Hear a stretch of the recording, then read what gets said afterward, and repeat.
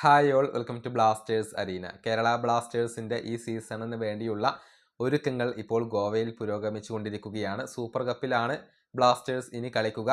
ആദ്യ മത്സരം വരുന്ന 30-ാം തീയതിയാണ്. രാജസ്ഥാൻ യുണൈറ്റഡ് FC ആണ് കേരള ബ്ലാസ്റ്റേഴ്സിൻ്റെ എതിരാളികൾ. സ്ക്വാഡ് ഇപ്പോൾ പൂർത്തിയായിട്ടുണ്ട്.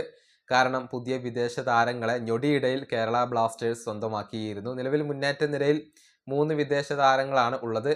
നോവ സദോയ് അവിടെയുണ്ട്. കൂടാതെ പുതിയ താരങ്ങളായിക്കൊണ്ട് തിയാഗോ ആൽവസും അതുപോലെ തന്നെ കോൾഡോ ഒബിയേറ്റയും വന്നിട്ടുണ്ട്.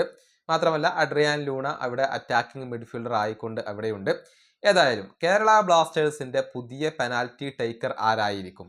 അത് ആരാധകർ ഉറ്റുനോക്കുന്ന കാര്യമാണ്. കഴിഞ്ഞ സീസണിൽ കേരള ബ്ലാസ്റ്റേഴ്സിന്റെ പെനാൽറ്റി ടേക്കർ അത് സ്ട്രൈക്കറായ ജീസസ് ജിമനസ് ആയിരുന്നു. അദ്ദേഹം ആരാധകരെ നിരാശപ്പെടുത്തിയിരുന്നില്ല. പക്ഷേ ഇപ്പോൾ അദ്ദേഹം ക്ലബ്ബ് വിട്ടിട്ടുണ്ട്. പകരം ആരായിരിക്കും പ്രൈമറി പെനാൽറ്റി ടേക്കർ എന്നുള്ളതാണ് ആരാധകർക്ക് അറിയേണ്ടത്. അദ്ദേഹത്തിൻ്റെ പകരമായിക്കൊണ്ട് ടീമിലേക്ക് കൊണ്ടുവന്നിട്ടുള്ളത് കോൾഡോ ഒബിയേറ്റയാണ്. അദ്ദേഹം പ്രധാനപ്പെട്ട പെനാൽറ്റി ടേക്കർ ആകുമോ എന്നുള്ളത് കാത്തിരുന്ന് കാണേണ്ട കാര്യമാണ്. മറ്റൊരു ഓപ്ഷൻ ഉള്ളത് നോവ സദോയി ആണ്. സീനിയോറിറ്റി നോക്കുകയാണെങ്കിൽ നോവ സദോയിക്ക് നറുക്ക് വീഴും.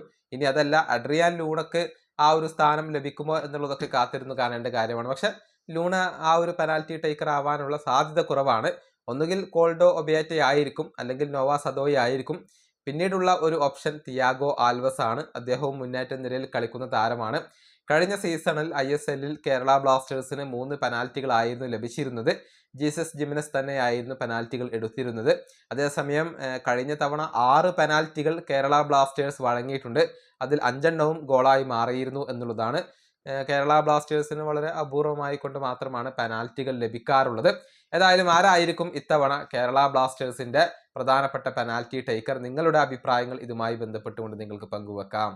ഈ വീഡിയോ അവസാനിപ്പിക്കുന്നു. അടുത്തൊരു വീണ്ടും കാണാം.